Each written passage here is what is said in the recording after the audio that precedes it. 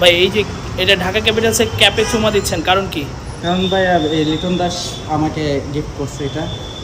আজকে লিটন দাসের ম্যাচ দেখতে গেছিলাম সিলেট ইন্টারন্যাশনাল ক্রিকেট স্টেডিয়ামে। তো ইনশাল্লাহ আমি যতদিনই ম্যাচ দেখতে যাই লিটন দাস আমাকে হতাশ করে না, এবং আজকে আমি গেছি এবং লিটন দাস সেঞ্চুরি করেছে, এটা খুব ভালো লাগছে। এই জন্য ভাই এই ক্যাপটা গিফট করছে।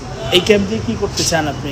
একটা স্মৃতি হিসাবে রেখে দিব। আরেকটা আছে জার্সি অটোগ্রাফ করে দিয়েছিলেন আমাকে লাস্ট বিপিএল 2024-এ, ওইটা আমি স্মৃতি হিসাবে রেখে দিয়েছি, এটাও রাখবো ইনশাল্লাহ।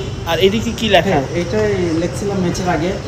এই যে দেখেন, war in you believe comeback strongly এলকেডি 16। লিটনকে যে আচ্ছা লিখছিলাম আমরা আপনাকে ভালোবাসি, আপনি কথা শুনেন।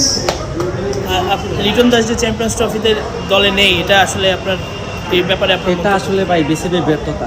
কারণ লিটন দাস আমরা জানি বড় বড় টুর্নামেন্টে সফলতার আরেক নাম থাকে লিটন। যদিও ফর্মে থাকুক না কেন, দিন শেষে দেখা যায় যে লিটন দাসই সেরা।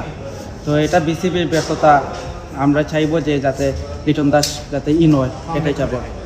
আর এই পারফর্মটা ধারাবাহিক জন্য দাদার থাকে, এটাই চাবো। Thank you.